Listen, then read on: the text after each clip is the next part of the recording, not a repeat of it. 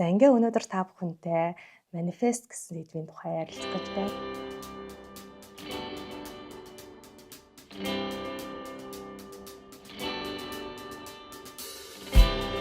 Хавар цаг болж байгаа учраас цаанаасаа л одоо ийм манифест гэдэг сэдв бол одоо норж ирээд байгаа. Тийм учраас өнөөдөр бас бясалгал бичгтээ манифестийн бясалгал бичсэн.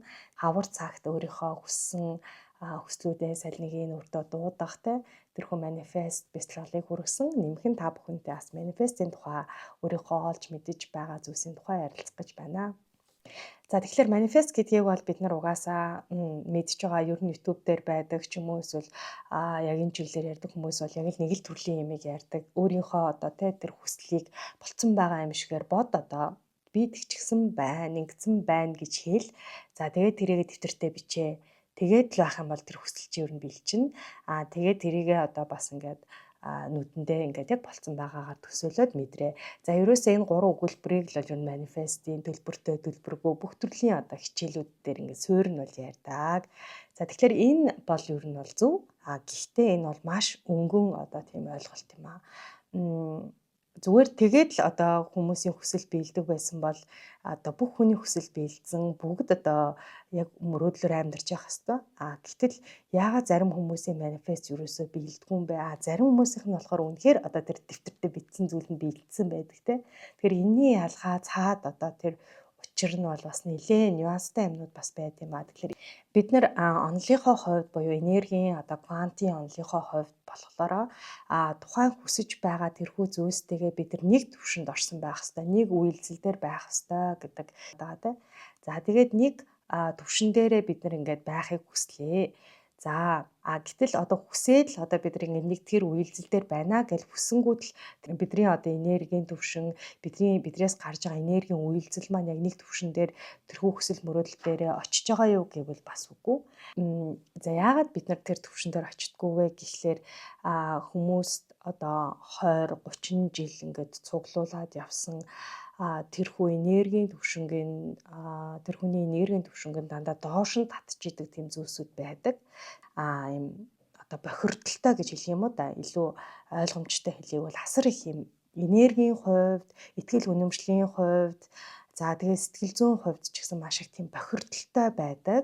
За тиймэрхүү бохирдолтой, буруу итгэл үнэмшилтэй, за одоо травматай гэж хэлж байгаатай, сэтгэлийн шарахтай тийм байгаад ахлаар бидний энергийн төвшин ерөөсөө дээшилж өгдөггүй. За дээшлэхгүй байна гэдэг чинь бидний хүслүүд бол мэдээж дандаа дээд төвшин юм хүсэж байгаа шүү дээ. Доошоо юм хүснэ гэж байхгүй. Дээшлэхгүй яг энэ доороо л байгаад байдаг. Тэгээд тэрхүү бохирдолт нь одоо хамгийн их түгээмэл байдаг зүйл нь бол одоо бидний сэтгэлийн шарах байдаг. Буцаад л одоо хүүхэд нас руу очино тий. За хүүхэд наснаас дээшлээд өсвөрнаас ер нь өнөөдөр маргааш тий өчигдрийн босон явдлууд ч байж болно. Бид нар өөрсдөө маш их тийм сэтгэлийн шарахтай, их олон хүнд их гомдсон. За тэгээд тэрхүү сэтгэлийн шархаасаа улбаатай их буруу итгэл үнэмшлүүдтэй, буруу зан араншинтай, буруу харах өнцгтэй болж хувирсан байдаг. Тэрийгээ гэхдээ тэр хүн өөрөө ерөөсөө огт мэдгүй байдаг болохоор яг тэр юм доошоо төвшний vibration дээр буюу үйлдэл дээр очдог гэсэн. Аз жаргалтайгаар юмаа ингээд хүслээ бичээд хүлээгээд байгаа боловч яагаад биелэхгүй байна вэ гэхлээр эргээд тэр өөрийнхөө тэр сэтгэлийн шарах гэж хэлсэн тэр зүйлүүд рүүгээ орж өөрийгөө шалгаж хаана ямар блок байна те юу намайг ингэж одоо миний үйлдэлийг доош нь татаад байна вэ гэдгийг олж мэдэх шаардлагатай гэсэн үг. За тэгэхээр тэрийг олж мэдэхэд бол суур зүйл нь бол одоо бясалгал байгаа. За тэгээд уучлах бясалгал гэж би өмнө оруулсан байгаа. За тэгээд уучлж чөлөөлөх гэдэг бясалгал байгаа. Нэг талаараа тэр хүмүүсээ уучлж байгаа юм шиг боловч нөгөө талаараа өөрийгөө чөлөөлж байгаа. Өөрийгөө тэр доод түвшний үйлдэл, доод түвшний тэр мэдрэмж, тэр блокоос чөлөөлж байгаа гэсэн утгатай тийм бясалгал байгаа. За энэ хүү бясалгал дээр бол ямар нэгэн бид нар юм зорилт тавихгүйгээр хийх ёстой. За яг өнөөдөр би тэрэнд гомдсон байх та. Энэ надад сэтгэлийн шарх өгсөн байх та. Тэрийг л өнөөдөр уучлая да гэж бодохгүйгээр зүгээр маш одоо тийм нээлттэй би сэтгэлээ энэ одоо сүнсээ яг гоё нээлттэй байлгаж агаад тэгээд тэрхүү бяцлаглалыг та бүхэн хийгээд үзээрэй. За ингэх үед таны огт бодоогүй эсвэл яг бодож исэн тэрхүү хүмүүс чинь таны өмнө ингэж гарч ирнэ. За одоо дүрслэлээр одоо төсөөлөн бодсон тэр дүрслэлээр таны өмнө тэдгээр хүмүүс гарч ирнэ гэсэн үг. За тэр хүмүүсээ одоо нэг нэгээр нь сонгон аваад өөрийн хүссэн хүсээгүй үл хамааран өөрийнхөө ирээдүйн сайн сайхны төлөө тэр хүмүүсийг уучлж явуулах, өөрийгөө тэр гав гинжнээс чөлөөлөх тэрхүү бяцлаглалыг заавал хийх хэрэгтэй. Нэг удаа хийгээд одоо 20 жил явсан тэр сэтгэлийн шарах чинь бол идэхгүй.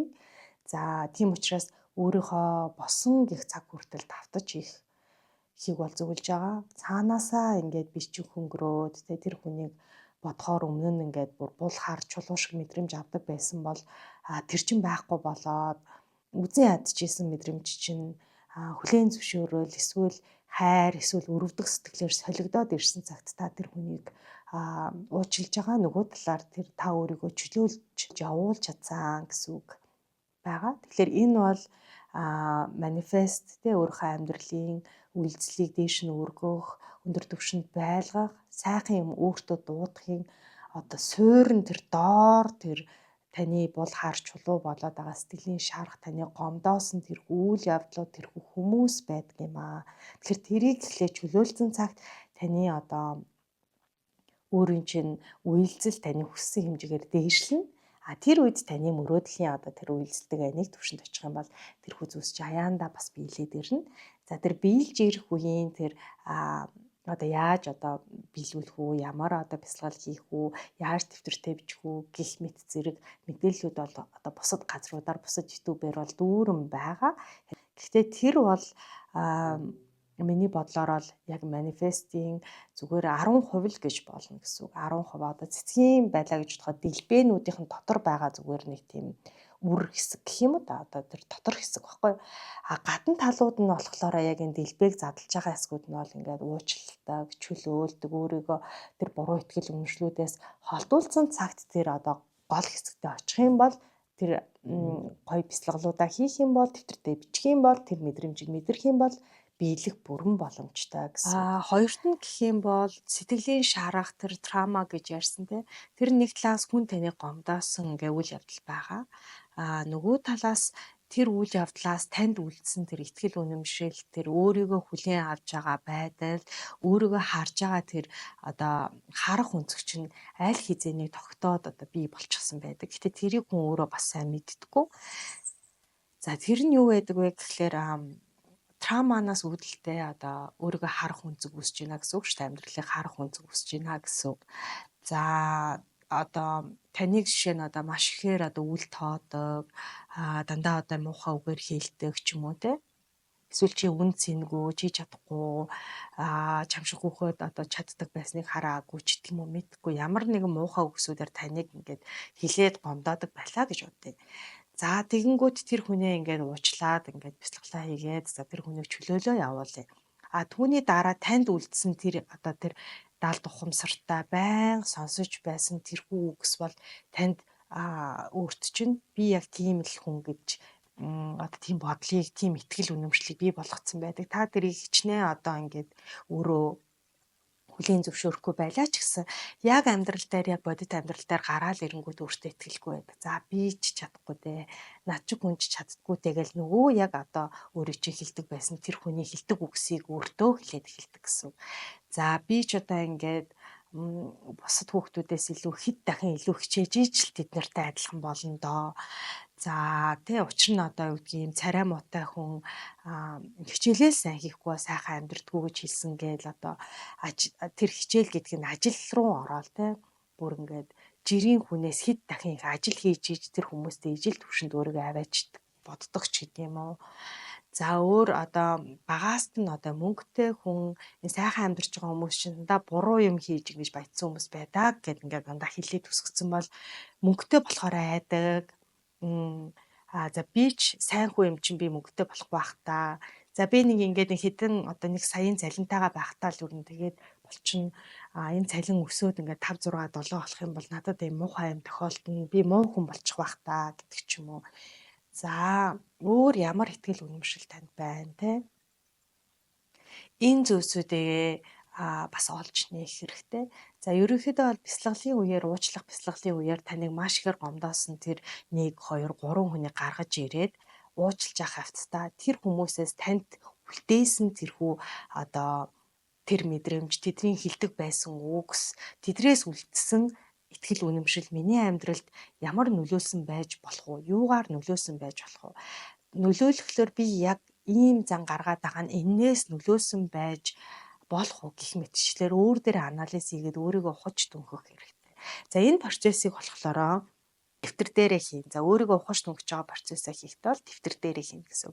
Тэгэхээр за тухайн хүнтэйгээ холбоотой тэр болсон үйл явдалтайгаа холбоотой бичиж байх явцдаа тэр хүн танд юу гэж хэлдэг байсан, тэрнээс та үүсээд юу гэж боддог болсон, тэр нь өнөөдрийн таны ийм одоо сүрэг зан чанартай, сүрэг гэдэгт нь одоо өөртөө итгэлгүй, эсвэл одоо хит их хичээдэг, хитрхи их сандардаг, бүх зүйлийг амжуулахыг хүсдэг, өөртөө маш их хатуу ханддаг, за төгс төгөлдөр байх гэж өөрийгөө шаарддаг гих мэтчлийн энэ зан чанартай чинь тэр өнгөрсөн үйл явдал холбогдох боломжтой юу гэдгээ дэвтэр дээрээ маш чөлөөтэй хинч уншихааргүй тийм байдлаар бичих хэрэгтэй. Ингээд хязгааргүй ингээд сайхан ямар нэгэн одоо хязгаар тавихгүйгээр сайхан бичнэ гэсэн. Дээрээс нь тэр бичиж байгаа зүйлсийг чинь хинч уншихгүй дараа нь тэр бол ер нь цэвэрлэгээний процесстэй өөрийнхөө дотор байгаа зүйлийг ухаж түнхөөд гадагшлуулж байгаа процесс учраас тэр бичсэн дэвтрээ өөрийнхөө манифестийн дэвтрээс бол тусдаа байлгахыг бол би зөвлөө. За миний хувьд болохоор за энэ дэвтэр бол миний одоо гоё дэвтэр гэх юм уу? Миний өөрийнхөө яг энэ жил хүсэж байгаа тэр гоё зүйлсүүдээ бичдэг. Гэхдээ саяны хэлж байгаа өөрийгөө одоо ухаж түнхөөд цэвэрлэхтэй өнгөрсөн зүйлсүүдээ олж мэдэх. За тэгээд тэр гомдсон хүмүүсээ тухай бичих. За тэгээд тэр хүмүүсээ уучлж явуулах гэх мэт юм цэвэрлэгээний юмнуудаа тусдаа дэвтэртэй бичиж байгаа. Тэгэхээр нэгэн дээрээ ингээ гой хүслээ биччихээд нөгөөх дээрээ ингээ гомцсон хүнийхээ болсон муухай явдлыг бичээд ахаар чи энэ дэвтэр чинь ингээд нэх гоё биш. Энэ дэвтрийг харахаар дараа нь юм жоохон муухай мэдрэмж төрдөг болчих учраас ийм тусдаа шал хамаагүй дэвтэр гаргаад энэ дээрээ ингээ голоос нь ч вэ хаанаас нь ч вэ тусдаа ингээ бичээд за тэгээ дараа нь энийгээ зүгээр хайчиж болно гэсэн. Хинд ч үзүүлэхгүй хин ч одоо энийг ч уншаад шүүгээд тийхгүй дээрэс нь чи энийгээ ингээ дотор талаа одоо ингээд наас цааш нь хамаагүй бичсэн хэдэн үйлч хамаагүй бичснээ зүгээр чи дахиж уншихгүйгээр зүгээр хайчих боломжтой. Өөрөөсөө цэвэрлэж байгаа одоо шал угаасан усаа асгаж байгаатай адилхан хайчих болохоор энэ бол ингээд таны сэтгэлийн шарах муу мухай амиг ч аваад ингээд явчихна. Тэрний дараа энэ гоё дэвтэр дээрээ өөрөө гоё юм бичнэ гэсэн үг. За тэгэхээр ингээ өөрийнхөө бас ухаж түнхөөд ингээд ажиллах нь байна. Эхлээд уучлалсан, үүнээс үүссэн таны одоо сүрэг таны өөрийгөө харж байгаа харах үнцэг сүрэг зүйлс юу байна гэдгээ олоод ингээд мэдчихнэ. За үүний дараа таны одоо төвшинг чинь доор бариад байсан тэр одоо хүлээс тэр зүйлс бол ингээд тавигдаад тэр уяас тэр бол чулуу те тавигдаад ирэхээр хүссэн хүсээгүй таны одоо үйлдэл чинь ингээд дээшлээд ирэх боломжтой дээшлээд. Та одоо бясалгал хийгээд бүр гоё бясалгалууд хийгээд өөртөө ажиллаад ирэх тусам дээшлээ. Бүр дээшлээд ирэх боломжтой ингээд дээшлээд.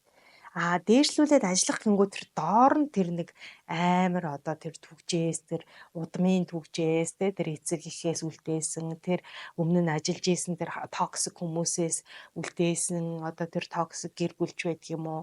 Тэр хүмүүсээс үлдээсэн тэр чулуунууд тэр доор хөлийг ч уучаад байгаа учраас таны одоо энергийн түвшинрөөсөө дээшилж өгөхгүй байгаа юм шүү. За тэгээд үүн дээр нэмээд цэвэрлэгээн дээр бас ингээд дэвтэр дээрээ бичих гэсэнтэй.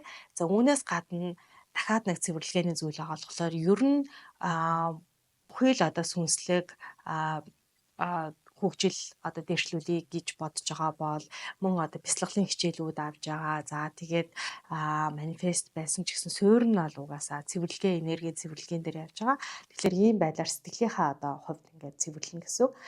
Нэмэх нь бодит байдал дээрээ бас гэр орноо одоо ийм гоё хавар цаг болж байгаа учраас гэр орон ий тогшлоо сайн цэвэрлэх хэрэгтэй. Одоо бидний одоо хамгийн чухал юм бол энэ сошиал орчин тий.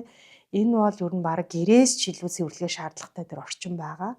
Тэгэхээр энэ дээр яг энэ хавар цаг болж байгааг тохиолдуулаад өөртөө бас шин сэргэг тэр сайхан энергиудыг дуудмаар байгаа.